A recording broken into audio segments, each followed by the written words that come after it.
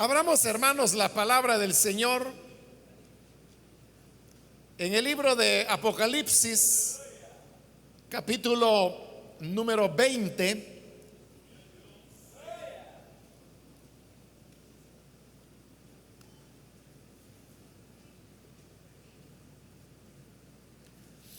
Y ahí vamos a leer la palabra del Señor en la continuación del estudio que estamos desarrollando en este último libro de la Biblia. Dice Apocalipsis capítulo 20, versículo 11 en adelante: luego vi un gran trono blanco y a alguien que estaba sentado en él. De su presencia huyeron la tierra y el cielo sin dejar rastro alguno. Vi también a los muertos, grandes y pequeños, de pie delante del trono.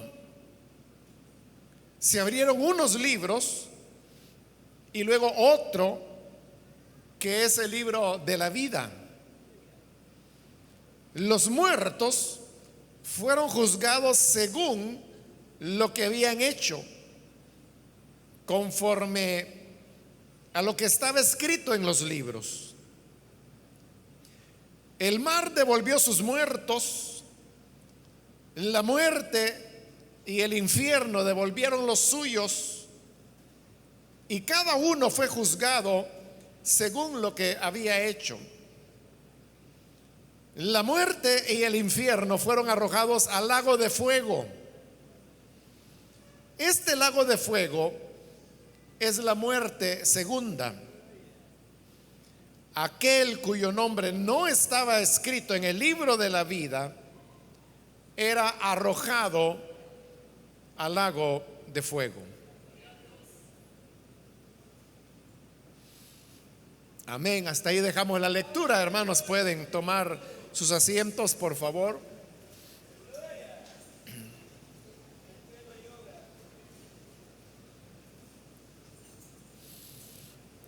Continuamos, hermanos, este día con el estudio de este libro de Apocalipsis. En la última oportunidad vimos la derrota definitiva de Satanás y cómo él fue lanzado al lago de fuego que arde con azufre, donde también estaban ya el falso profeta y la bestia. Y terminábamos la vez anterior con la parte de la escritura que dice que allí ellos serán atormentados día y noche por los siglos de los siglos. Ese es el final de Satanás, y por lo tanto esa derrota de Satanás es la que abre el escenario para lo que es ya el triunfo definitivo de Dios, de la verdad, de la justicia y del amor. En el versículo 11, donde hoy hemos iniciado la lectura, se nos dice que después que Satanás fue arrojado al lago de fuego, dice: vi un gran trono blanco y a alguien que estaba sentado en él. El tema del trono y el que está sentado en él es un tema que aparece varias veces en el libro de Apocalipsis. De hecho, al inicio del Apocalipsis vimos cómo cuando Juan llega en el capítulo 4 y es llamado para ir a la presencia de Dios, dice que vio un trono establecido y luego habla de aquel que estaba sentado en el trono. Cuando pasamos por ahí, hermanos, dijimos que ese trono habla del gobierno de Dios y que el que estaba sentado en el trono, pues obviamente era Dios mismo. Sin embargo, este trono que ahora se menciona acá es el mismo trono. Y dice que era un gran trono, era grande el trono. Pero hoy tiene una función diferente, porque dijimos que allá al principio el trono y el que está sentado sobre él hablaba de cómo Dios tiene el control de todas las cosas en el universo, lo visible y lo invisible.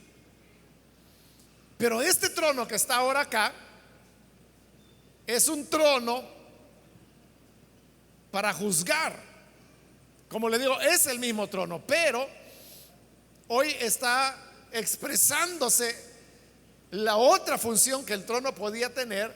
Aquella era la de gobernar, esta es la de impartir justicia. Porque los reyes ejercían un gobierno en donde todos los poderes estaban concentrados en ellos. Por eso es que aquellos países donde un rey es el que gobierna, sobre todo en el pasado, recibía el nombre de monarquía, porque eso significa que todo el poder está concentrado en una sola persona. Nosotros en nuestro país y la mayor parte de países en el mundo son repúblicas. La característica de la república es cómo están distribuidos los poderes que administran. Entonces, tradicionalmente se habla de tres poderes: el poder legislativo, el poder ejecutivo, el poder judicial. En nuestro caso, de nuestro país, el poder legislativo está representado por la Asamblea Legislativa. El poder ejecutivo está representado por el presidente de la República. Y el poder judicial está representado por lo que es la Corte Suprema de Justicia. Por eso es que en realidad no es que El Salvador tenga un presidente. Nosotros tenemos tres presidentes. Tenemos un presidente de la Asamblea Legislativa, un presidente de la República y un presidente de la Corte Suprema de Justicia. Y siempre es así. Cada uno tiene una función diferente. La Asamblea Legislativa, su nombre lo dice, legisla, es decir, hace leyes. El presidente de la República, que es el poder ejecutivo, el nombre lo dice, él es el que ejecuta las leyes que la Asamblea Legislativa establece. Y el poder judicial lo que hace es velar por el cumplimiento de esas leyes. Pero estas tres funciones que hoy están distribuidas en tres poderes diferentes, en la monarquía todo estaba concentrado en el rey. Es decir, el rey era el que emitía leyes. Él era quien las hacía cumplir. Y él era quien juzgaba a aquellos que no se sujetaban a esas leyes que él mismo establecía. Por eso es que los reyes no solamente tenían funciones de gobierno, sino que también tenían funciones de juicio, de juzgar. Y eso es lo que va a ocurrir acá. Porque lo que viene es lo que se llama el juicio final, que también se le da el nombre de el juicio del gran trono blanco, porque así es como el pasaje comienza, hablándonos que vi un gran trono blanco. Y luego dice, y a alguien que estaba sentado en él. ¿Quién era el que estaba sentado en el trono? Pues ya lo dijimos en las menciones anteriores del trono, que era Dios. Y si queremos hablarlo más específicamente, es Dios el Padre. Porque recuerde que allá en el capítulo 5, cuando se hace la pregunta, ¿quién es digno de abrir el libro que estaba en la mano derecha del que estaba sentado en el Padre, en el trono? Dice que no se halló ni en el cielo ni en la tierra a nadie digno. Pero que entonces apareció el cordero que estaba como sacrificado. Y dice que él vino, y el cordero obviamente es el Hijo de Dios. Pero dice que vino delante de aquel que estaba sentado en el trono y tomó el libro o el rollo de su mano. Entonces, ahí vemos que quien estaba sentado en el trono es el Padre. Entonces, si nos preguntamos quién es el que está sentado acá en el trono blanco, uno podría decir, bueno, es el Padre. Pero también hay pasajes, sobre todo en el Evangelio de Juan, donde el Señor Jesús dijo que Dios le había dado a él todo el juicio y que el Señor Jesús es el que juzgará al mundo. Por lo tanto, algunos dicen es Jesús el que está centrado en el trono blanco. Bueno, pero no nos vamos a meter en esa complicación. Podemos decir quien está sentado en el trono es Dios. Él es el juez, el que va a juzgar. Ahora, si es el Padre, si es el Hijo, no es importante, porque ambos son Dios. Por lo tanto, es correcto decir que era Dios el que estaba sentado en el trono. Ahora dice la segunda parte del versículo 11: de su presencia huyeron la tierra y el cielo sin dejar rastro alguno. Esa frase tan corta, que la vuelvo a leer, dice: de su presencia huyeron la tierra y el cielo sin dejar rastro alguno. Es el relato que el libro de Apocalipsis presenta de lo que nosotros llamamos el fin del mundo. Y está relatado así de una manera muy sencilla, muy breve, simplemente diciendo que huyeron la tierra y el cielo y se acabó. Es decir, que la palabra de Dios al tema del fin del mundo, como se le llama popularmente, realmente no le dedica más que unas 5 palabras, cuando todo lo demás del libro, de lo que está hablando, como lo hemos dicho repetidas veces, es del triunfo del bien sobre el mal, del triunfo de Dios sobre Satanás, del triunfo de los fieles sobre la muerte y sobre todas las circunstancias. Lo que ocurre es que por emoción o por amarillismo, la gente le da más importancia al tema del fin del mundo y todo el tiempo están diciendo: es que el mundo ya se va a acabar, es que ya esto es el fin. Decían que en el año 2012 era el fin del mundo y hubo gente que lo creyó. Hace unos días estaba leyendo que hoy hay una nueva fecha, 2040 o 50, no me fijé mucho porque no le pongo mucha atención a esas cosas. Porque la gente está obsesionada con el tema del fin del mundo. Pero usted puede ver que la Biblia no da detalles de eso, no dice mayor cosa, sino solamente que huyeron la tierra y el cielo. Punto, eso es todo. Huyeron la tierra y el cielo. Son 6 palabras nada más. Es todo lo que la Biblia dice. Ahora,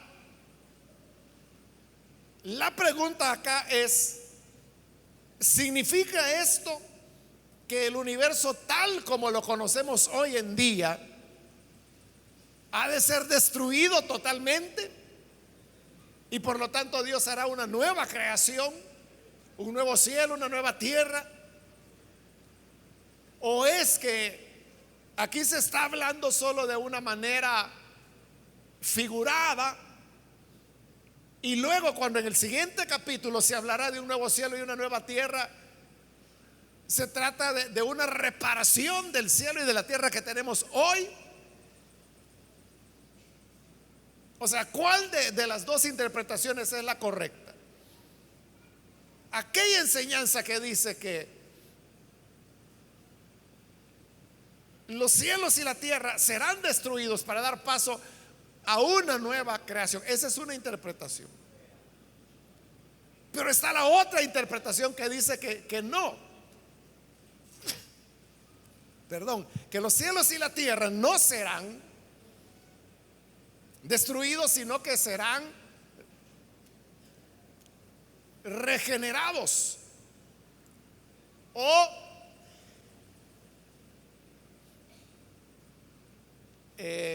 reconstruidos, si se quiere. La verdad es que es un tema difícil de poderlo decidir, porque hay base tanto para lo uno como para lo otro. Cuando allí dice que huyeron la tierra y el cielo y no dejaron rastro alguno, es decir, no quedó nada de ellos, uno lo entiende como que se trata de una destrucción. Sin embargo, el lenguaje que se utiliza no necesariamente implica eso, porque lo que se está diciendo es que delante de la presencia del Señor huyeron la tierra y el cielo. Y hay otros pasajes de la Biblia que hablan que delante de la presencia de Dios huyeron algunos elementos de la naturaleza, pero no significa que esos elementos dejaron de existir. Por ejemplo, en el libro de los Salmos, cuando se relata el paso del pueblo de Dios a través de las aguas, el Salmo hace la pregunta y dice: oh mar, ¿qué es lo que vistes que te hizo huir? Ahí tiene que dice que huyó el mar.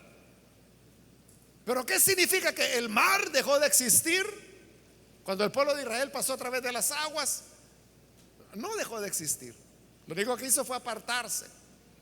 Pero esas palabras que el mar huyó de los salmos son las mismas palabras que se están diciendo aquí, que huyeron la tierra y el cielo. Solo que cuando aquí habla de la tierra y del cielo, está hablando de una conmoción en la naturaleza mucho más grande que aquella por la cual es el mar o las aguas de los ríos las que huyen.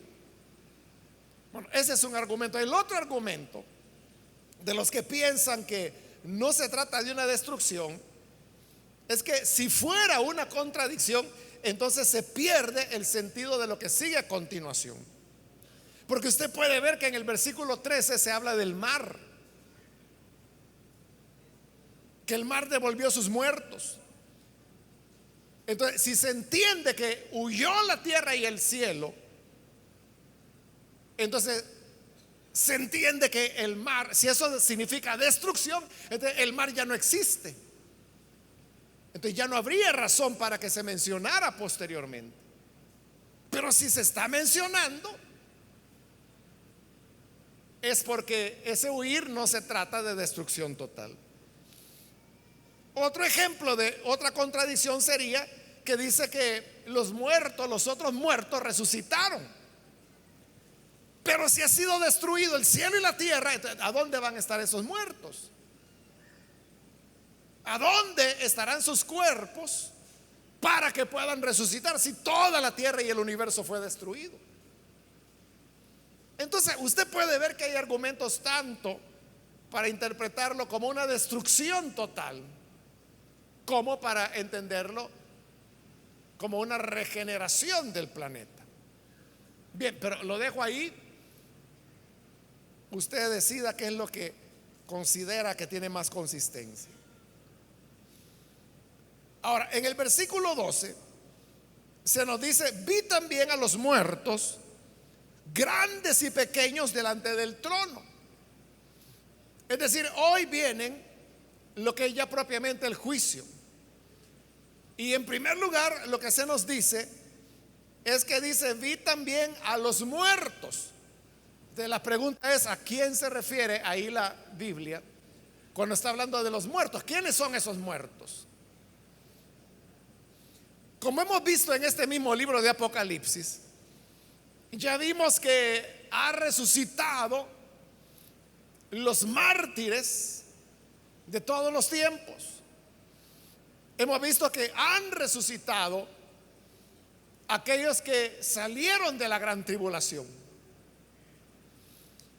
Apocalipsis no lo menciona, pero en las cartas de Pablo, como Primera de Tesalonicenses, Primera de Corintios, se habla de la resurrección de los cristianos, que dice que es el primer evento. Bueno, la resurrección comenzó con Jesús. Esa, diríamos, es como la primera etapa de la resurrección para vida, o primera resurrección. Jesús resucitó primero. Luego, dice Pablo, los que son de Él en su venida. Es decir, después de Jesús viene la resurrección de los que somos parte de la iglesia y que hayamos dormido para esa venida del Hijo de Dios. Luego vendrá la resurrección que ya se menciona en Apocalipsis, que es la de los mártires y la de aquellos que salen de la gran tribulación. En otras palabras, lo que tenemos ahí es la resurrección de todos los justos. Entonces, si todos los justos, todos los justificados ya fueron resucitados, entonces, ¿quiénes son estos muertos de los cuales habla el versículo 12? Obviamente que estos otros muertos se refiere a los muertos injustos, aquellos que murieron sin tener un reconocimiento de la gracia de Dios que se les ofrecía por medio de la fe. Es decir, van a resucitar, podríamos decir, los incrédulos de todos los tiempos, desde Caín hasta el último ser humano que nazca, cuando este juicio final sea establecido, y que no tuvieron fe en la gracia del Señor. Y dice que ahí estaban los muertos, grandes y pequeños. Cuando habla de grandes y pequeños, significa que ahí no hay diferencia entre lo que el mundo llama grande y lo que el mundo llama pequeño. Porque el mundo le llama grande a la persona que es rica o que tiene mucho conocimiento intelectual o que es un líder muy destacado. Esos son los grandes. Los gobernantes son los grandes. Y los pequeños serían aquellos que son pequeños para los seres humanos. ¿Y quiénes son los pequeños? Los pobres, los que no tienen influencia ni amistades importantes, personas que el mundo considera sin importancia. Pero ahora, delante del trono del Señor, dice que están todos los muertos, grandes y pequeños. Por eso es que en el juicio final, cada persona incrédula ha de ser juzgada por lo que es su realidad. Y no importa si en la vida fue alguien importante, alguien famoso, alguien con influencia, alguien con dinero. Eso no importará. Como tampoco importará que una persona no haya tenido nada pero que teniendo nada, se mantuvo en su dureza de corazón para rechazar la gracia que el Señor le ofrecía. Entonces no hay diferencia. Por eso no importa de qué persona se trata, si es blanco, si es negro, si es hombre, si es mujer, si fue joven, si fue adulto, si fue rico, si fue pobre, si fue sabio, si fue ignorante, si fue fuerte o fue débil, si tuvo poder o no lo tuvo, no importará. Todos los muertos incrédulos tendrán que dar cuenta delante del trono del Señor. Nadie podrá evadirse por las condiciones que haya vivido en esta vida. Y luego dice que los vio que estaban de pie delante del trono. Eso tiene dos sentidos. Porque estar de pie, en primer lugar, nos habla de que estaban vivos. Porque así dice, ¿no? Vi los muertos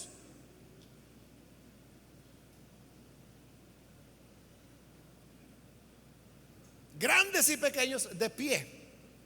Pero vea, vi los muertos de pie. Usted sabe que un muerto no puede estar de pie, pero dice que él vio los muertos de pie. Entonces, ¿qué significa eso? Que habían resucitado. Porque no hay ahí una mención que se haga a resurrección, pero obviamente la hay. No hay otra manera en que esos muertos puedan estar de pie. Ese es un sentido. El otro sentido es que la persona a ser juzgada siempre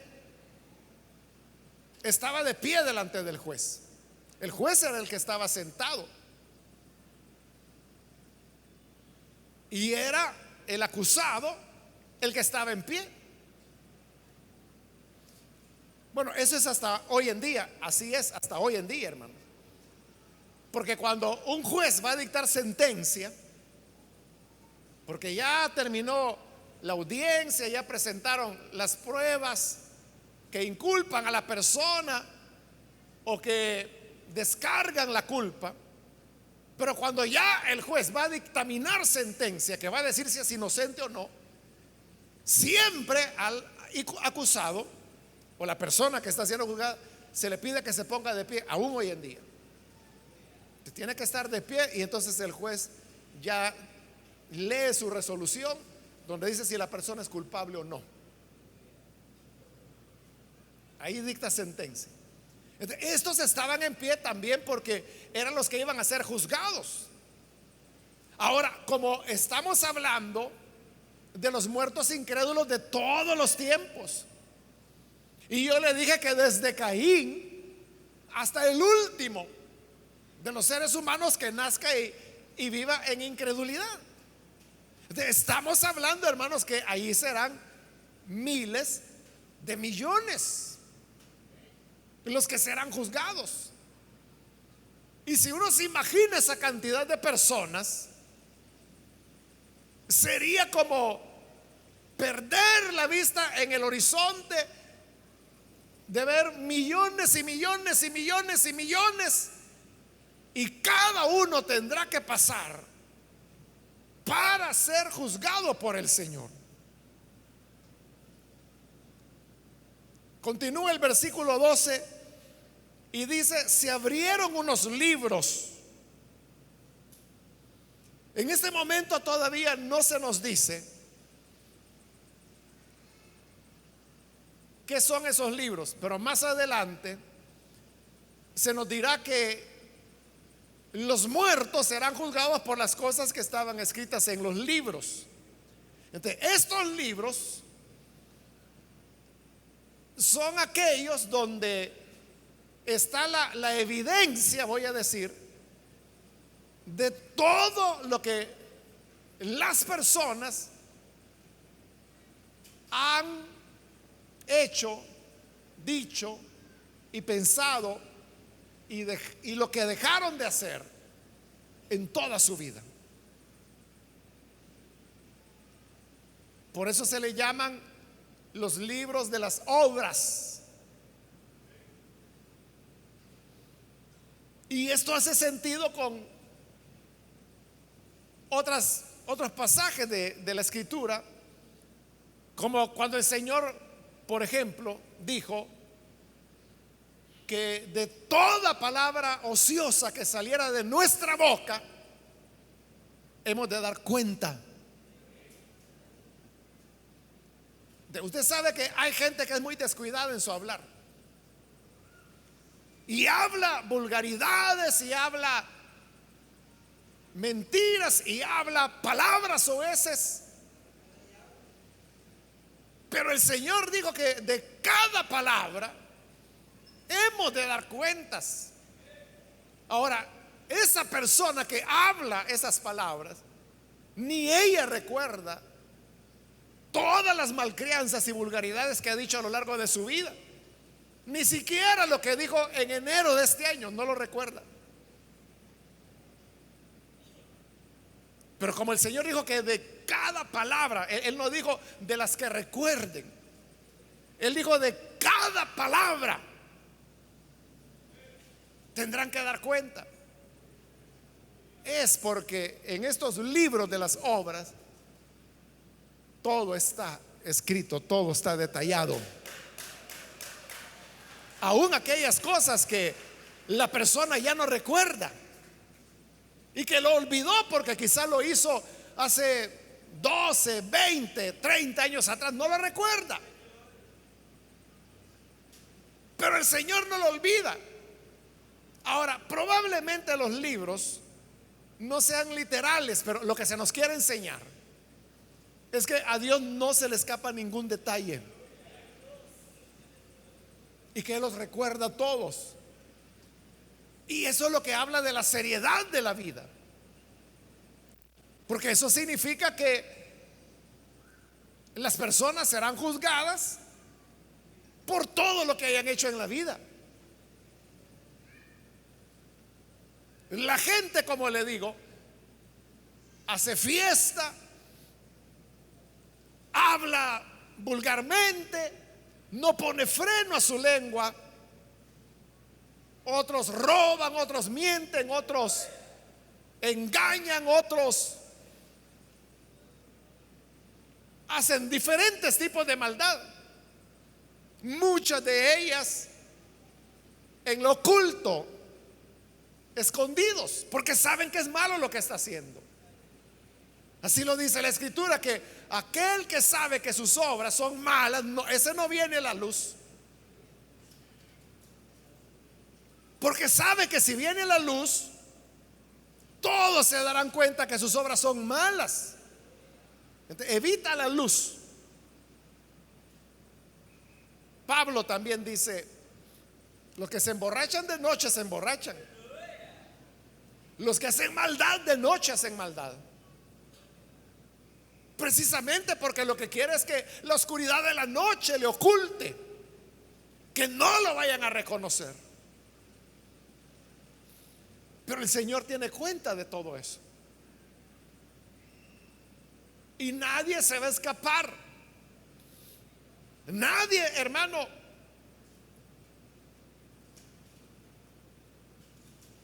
Podrá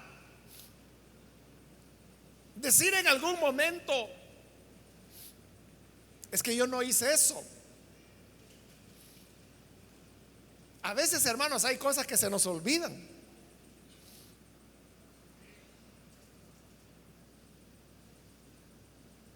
¿A usted le ha pasado que alguna vez se le ha olvidado algo?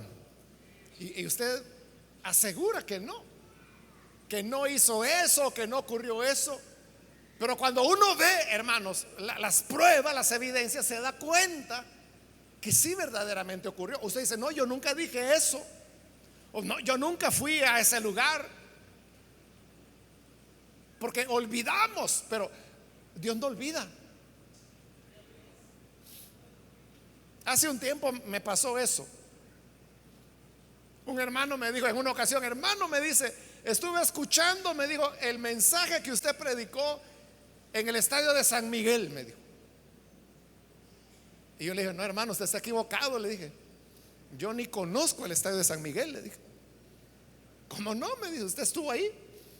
¿Estuvo en un evento? No, le dije.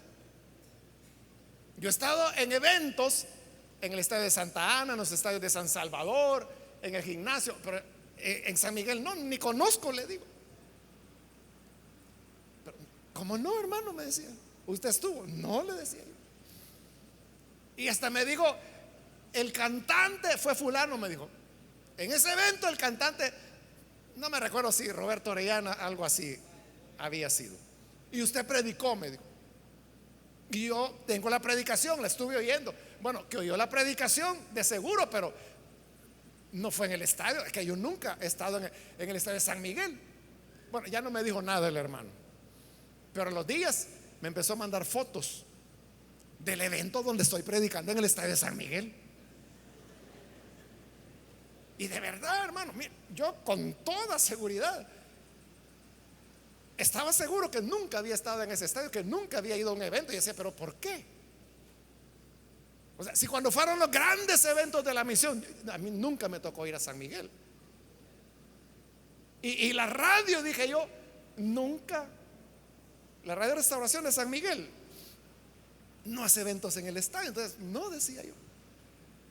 Pero fue un evento que se hizo en algún momento, que el hermano me dijo el año, pero ya no me acuerdo. Pero hermano, yo aseguraba y a él le aseguré y le decía que no, usted está equivocado, que yo ni conozco este estadio. Y estuve predicando ahí. Claro, eso fue, hermanos, hace más de 20 años, entonces yo no lo recuerdo. Entonces, a veces le pasa a uno así, que uno dice, no, yo no estuve ahí, yo no dije eso, no, yo no vi a esa persona. Y usted lo dice con sinceridad, de verdad, ya no lo recuerda. Pero el Señor todo lo tiene anotado. Todo lo lleva anotado. Así es. Conozco a un hermano a quien yo le tengo mucho aprecio, que él es muy ordenado, pero desde hace décadas él lleva anotado todo. Y cuando digo todo, me refiero a cada culto que se ha celebrado en la iglesia. Pone la hora que comenzó, quién dirigió, quién predicó, la cita en que predicó, a qué horas terminó el culto. O sea, es prácticamente un reporte de cada culto, y lo lleva desde hace décadas. Increíble, ¿no? Claro, eso yo le he dicho al hermano, mire, ese es un tesoro el que usted tiene. Él sabe cuántas veces yo he predicado. Yo no lo sé. Él sí lo sabe, él tiene el dato. Él sabe cuándo prediqué y qué dije en base a tal cita, en tal fecha, en tal lugar. Él lo sabe. Pero más cuidadoso es Dios, que anota los pensamientos, las palabras. Como dijo el Señor, aquello que se habla en oculto, lo que se hace encerrados en una habitación, Dios lo conoce. Dios sabe el fondo de las cosas. Y de todo eso el ser humano ha de dar cuenta. Por eso dice, se abrieron los libros. Y luego otro, dice, otro libro más. Y este libro adicional se nos dice, es el libro de la vida. Ahora, ¿qué es el libro de la vida? El libro de la vida se menciona varias veces, 5 veces se menciona en Apocalipsis. El libro de la vida es donde están los nombres de los que han creído en el Señor, de los que han sido justificados por la fe. Por eso se le llama el libro de la vida. Ahora, ¿por qué el libro de la vida está en un juicio donde los que están siendo juzgados son no creyentes? Ya vamos a ver por qué. Y luego la tercera parte del versículo 12 dice, los muertos fueron juzgados según lo que habían hecho, conforme a lo que estaba escrito en los libros. Es decir, conforme a ese control detallado que Dios tiene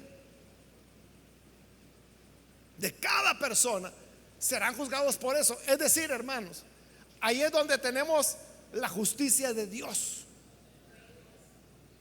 Hoy nosotros a veces nos preguntamos, bueno, ¿y por qué si tal persona que fue mala, egoísta, esa persona sí que era pero malísima, y mire, murió en una buena casa, rodeado de su familia, con buena salud, muy anciano, con dinero, nunca le faltó nada, pero fue un gran malo? Entonces uno se pregunta, ¿dónde está el sentido de la justicia de Dios? Porque se murieron y aparentemente no pagaron por los males que hicieron. Bueno, usted sabe, hermanos, que hay muchísimos casos, ¿no?, de robos, crímenes, múltiples delitos que se cometen y a veces nunca se llega a saber quién lo hizo, quién fue, y por lo tanto no hay un responsable, no hay alguien que haya sido juzgado, no hay alguien que haya recibido una pena por ese delito. Entonces uno dice, bueno, ¿y entonces dónde está la justicia de Dios? Si esta persona que robó, que mató, bien campante de andar por allá.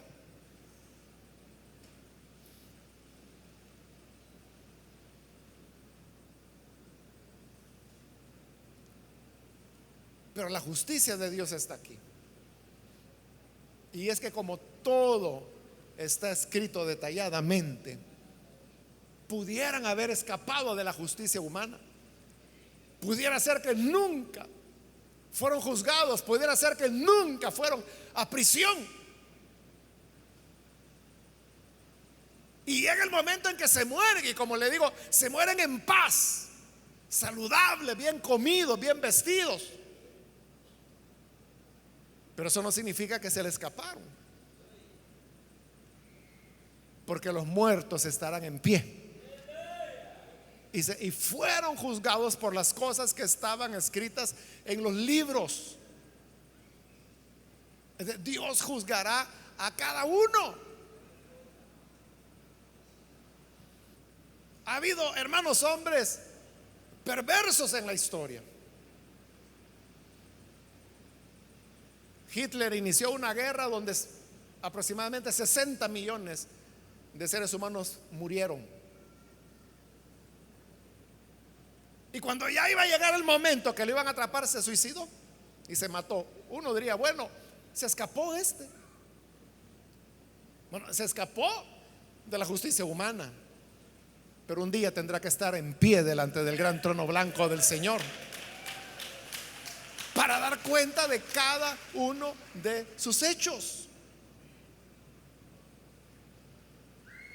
Y así ha habido genocidas, matarifes en diferentes lugares y en diferentes épocas, y muchos de ellos escaparon. Nunca se supo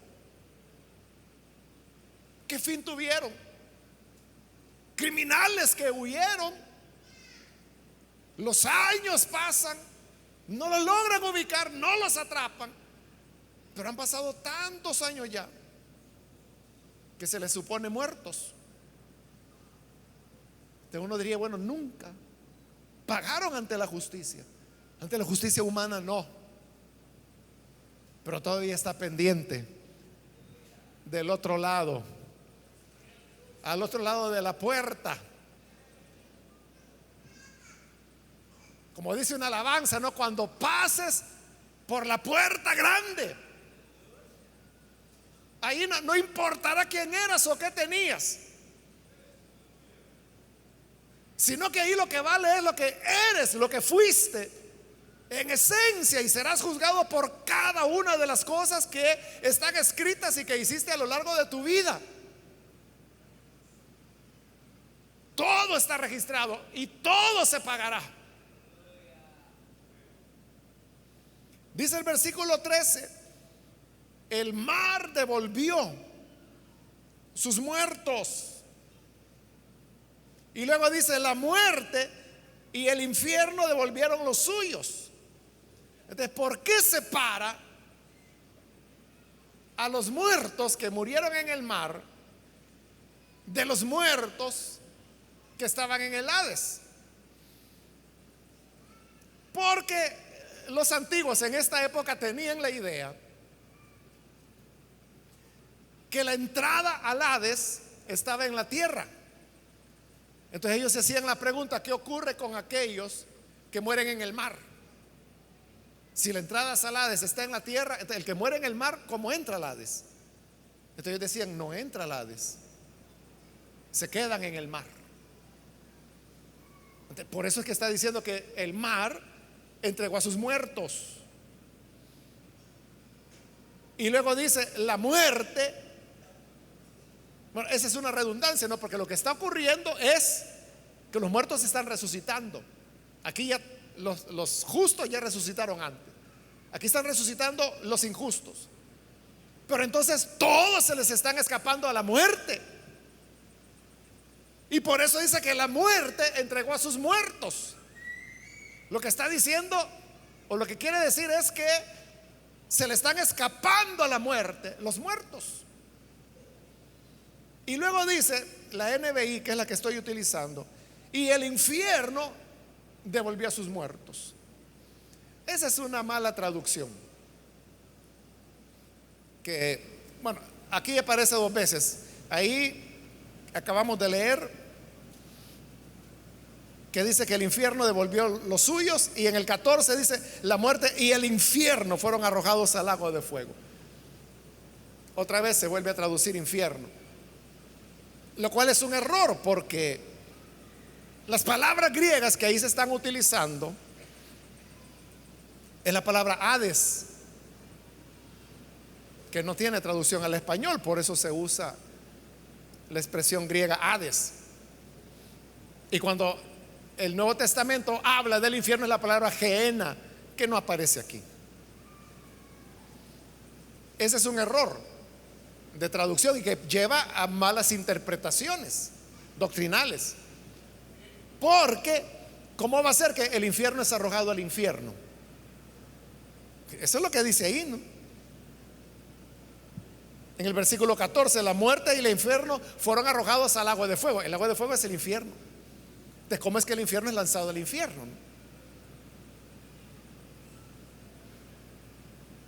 Está este error en este pasaje, y está también en Lucas capítulo 16, cuando habla del hombre rico y Lázaro, que dice que se encontraron en el Hades. El rico se encontró en el Hades. De la NBI lo traduce: se encontró en el infierno. Otra vez, cuando la palabra es Hades. En una ocasión comenté, no sé si en este culto, que me encontré con uno de los hermanos que trabajaron en la traducción de la NBI, y yo le dije eso, que por qué habían traducido. Bueno, yo en ese momento aún no había llegado a este pasaje de Apocalipsis, no sabía que se lo traducían así acá, pero sí había leído el de Lucas. Entonces yo dije: ¿por qué Lucas 16 Hades lo tradujeron infierno? Y él se quedó pensando un momento. Es cierto, me dice, tiene razón. No hay ninguna razón por la cual se tenga que traducir infierno. Y aún me dijo él: si es una traducción, me dijo, del griego al español, no hay por qué utilizar una palabra latina, porque infierno es latín. Entonces me dijo: yo le voy a decir a los del equipo, me dice, para que cuando se haga una revisión corrijamos eso. Claro, para que se haga una revisión, hermanos, van a pasar mínimo 40, 50 años, ¿no? Cuando se haga la primera revisión de la NBI. Bueno, tal vez unos 40, porque ya la NBI tiene como 20 años que fue realizada. Pero realmente lo que dice el pasaje es el Hades. Entonces se nos dice que el Hades entregó sus muertos. Entonces se nos está diciendo que el mar entregó los muertos que tenía, porque según la creencia de la gente, los que estaban muertos en el mar no estaban en el Hades. Pero el Hades por su parte también entrega sus muertos. Es decir, todos, la muerte misma entrega sus muertos. Entonces ya no hay nadie muerto, todos han resucitado. Nadie se escapa. Y sigo en el 13. El mar devolvió los muertos, la muerte del infierno, que debe ser Hades, devolvieron los suyos. Y cada uno, o sea, cada uno, no es que va a ser un juicio en masa, es uno por uno, cada uno fue juzgado según lo que había hecho. De la base del juicio son las obras. Y así pasamos al 14. Aquí es ya el final de todo. Dice: la muerte y el Hades fueron arrojados al lago de fuego. Es decir, esta es la muerte de la muerte. Como lo dice el profeta en el Antiguo Testamento: muerte, yo seré tu muerte, le dice el Señor. Pues aquí es la muerte de la muerte. Cuando la muerte es arrojada al lago de fuego o infierno, deja de existir la muerte. El Hades es arrojado también, que es la habitación de los muertos. Ya no habrá más muerte. Este lago de fuego, dice, es la muerte segunda. Está hablando de la condenación eterna. Y el versículo 15 dice: aquel cuyo nombre no estaba escrito en el libro de la vida era arrojado al lago de fuego. Y esa es la pregunta que nos hacíamos anteriormente cuando se mencionó el libro de la vida. ¿Por qué tiene que estar el libro de la vida en un juicio que no es para los justos, sino que es para los injustos? Hermano, porque todas las obras que están escritas en el libro de las obras son los cargos que Dios tiene contra los seres humanos. Pero todos esos cargos pueden ser cancelados por el sacrificio de Cristo. Y para creer en el sacrificio de Cristo, las personas tienen que estar inscritas en el libro de la vida. Por lo tanto,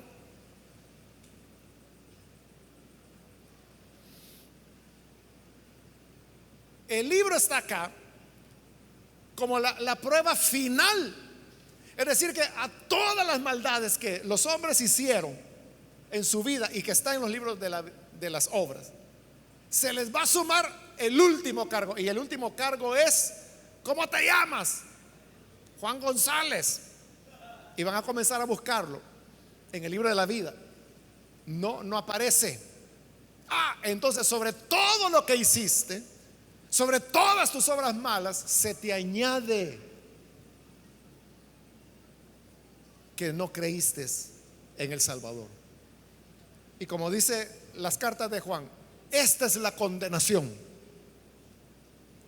que la vida vino a la tierra en Jesús,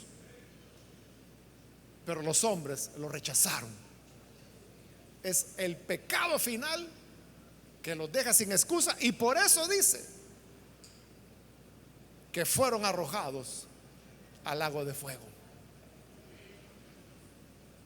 Y ahí es el final. Ahí se acaban todos los malos ya.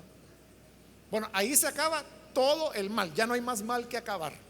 Todo está acabado. Ya se acabó la bestia, ya se acabó el falso profeta, ya se acabó la gran ramera que era la religión prostituida, ya se acabó la Babilonia comercial, la Babilonia religiosa, el mundo, Satanás. Y ahora los malos de todos los tiempos. ¿Qué más mal queda? Ya no hay nada. Por eso es que en el siguiente capítulo lo que viene son las visiones de la vida eterna. Para los que creemos en el Señor, quiero decirle que nuestras obras también